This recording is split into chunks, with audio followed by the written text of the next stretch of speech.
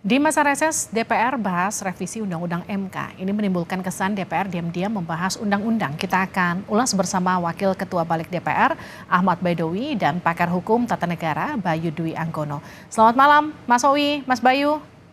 Selamat malam. Malam, Saya ke Mas Owi dulu Livi. ya. Mas Owi, ini DPR dianggap diam-diam bahas revisi Undang-Undang MK di saat reses. Gimana responnya? Ya, kalau konteksnya Undang-Undang MK itu kan domainnya Komisi 3 ya, bukan di Badan Legislasi. Tapi kami bicara secara umum, ketentuan di internal DPR membahas ataupun rapat di dalam reses itu hal yang diperbolehkan sepanjang mendapatkan izin dari pimpinan. Baik. Kami cek ke fraksi, melalui fraksi ke komisi, itu ternyata memang ada izin dari pimpinan untuk menggelar di masa reses. Dan berikutnya, kalau kita lihat dari perkembangannya di Komisi 3 yang dilakukan pada tanggal 13 kemarin itu hanya mendengarkan sikap dari pemerintah, karena pembahasan RUU-nya itu sudah selesai dilakukan di tingkat panja, dan ketika pleno pada sekitar bulan Desember 2023 pemerintah belum menyatakan sikap. Nah, baru di tanggal 13 itu hanya mendengarkan sikap pemerintah setuju atau tidak.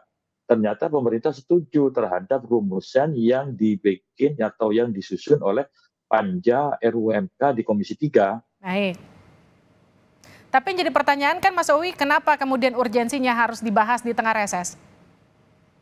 Ya, sekali lagi kan kebutuhan politik hukumnya bisa saja komunikasi antara pimpinan Komisi 3 dengan pemerintah masalah waktu, dan yang adanya kemudian di tanggal 13 itu. Dan pada prinsipnya sih nggak ada yang dilanggar kalau mengikuti penjelasan dari internal Komisi 3 dan juga pimpinan DPR, memang ada izin bagi Komisi 3 untuk menggelar rapat di masa reses.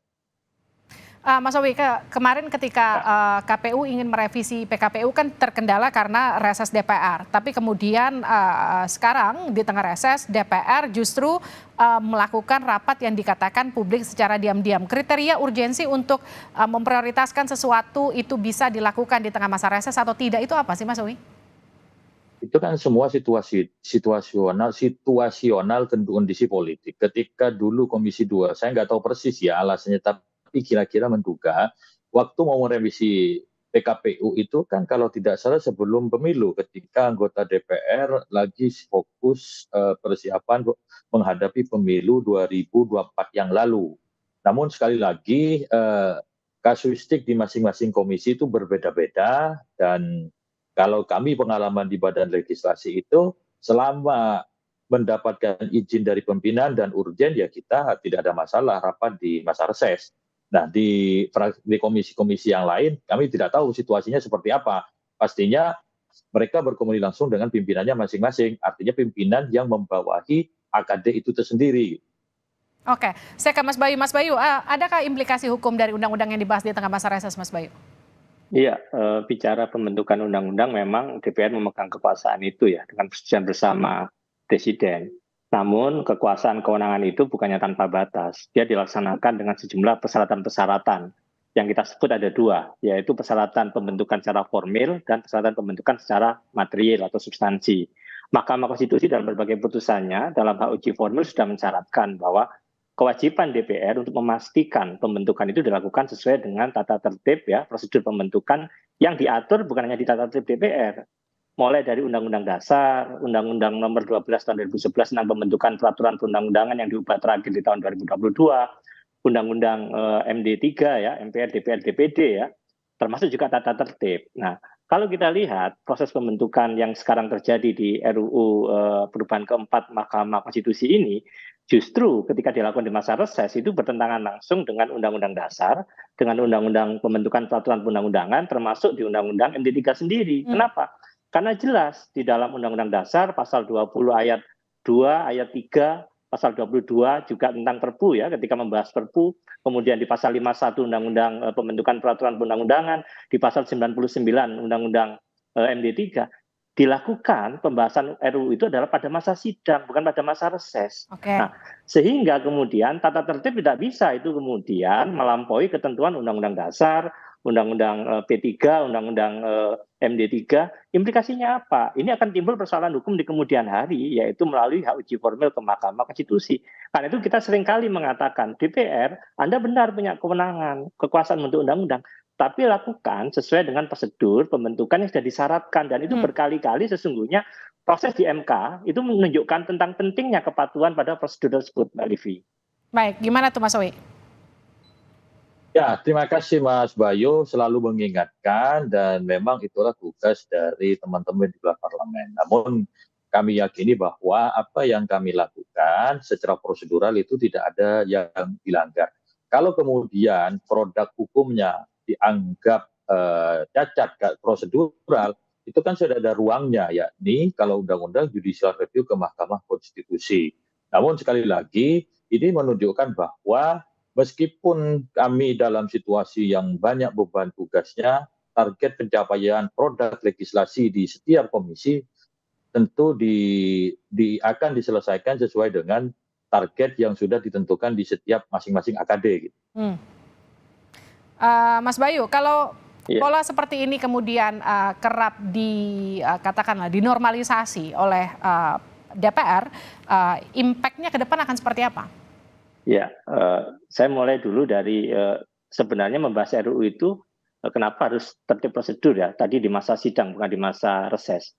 Kita lihat misalkan di pasal 20 ayat 3 ya, yang mengatakan ya, jika kemudian DPR bersama Presiden itu membahas suatu RUU, tidak ada persetujuan bersama ya, tidak ada kata setuju, itu tidak boleh diajukan dalam persidangan masa itu, harus nunggu persidangan berikutnya.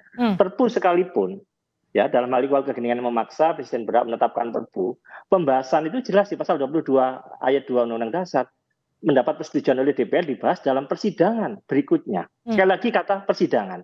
Pasal 51 Undang-Undang Pembentukan Peraturan Perundang-undangan juga mengatakan jika dalam satu masa sidang DPR bersama Presiden ya menyampaikan RUU yang mengenai materi yang sama, itu digunakan RUU yang disampaikan oleh DPR dan dari Presiden jadikan pembanding. Begitu juga di pasal 99 Undang-Undang MD3.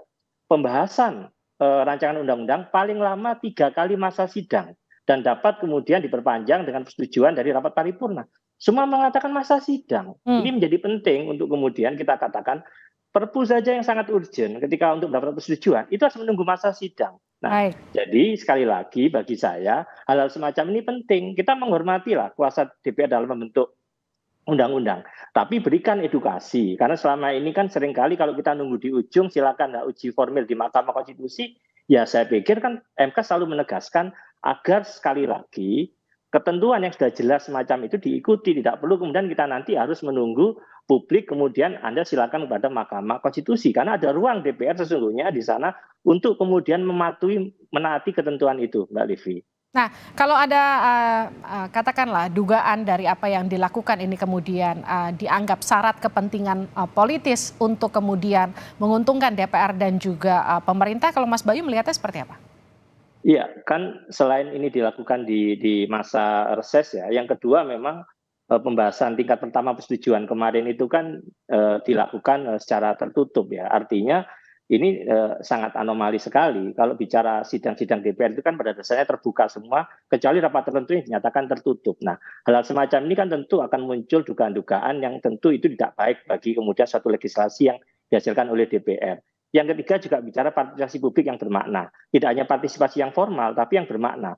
Hak untuk mendapatkan informasi, hak untuk didengarkan publik pandangan-pandangannya, termasuk penjelasan dari DPR. Kalau kemudian masukan publik itu tidak dimasukkan bagian dari suatu undang-undang. Nah, ruang itu yang kemudian akan timbul persoalan bahwa kinerja legislasi ini kenapa kemudian dilakukan tanpa mengikuti prosedur yang sudah ditentukan. Muncul ruang dugaan-dugaan yang akhirnya mengarahkan bahwa ini lebih pada melayani kepentingan DPR ketimbang kepentingan publik, Mbak Livi. Nah, itu gimana, Mas Sawi? Tidak memberikan ruang untuk partisipasi publik dan hanya akan menguntungkan DPR dan juga pemerintah?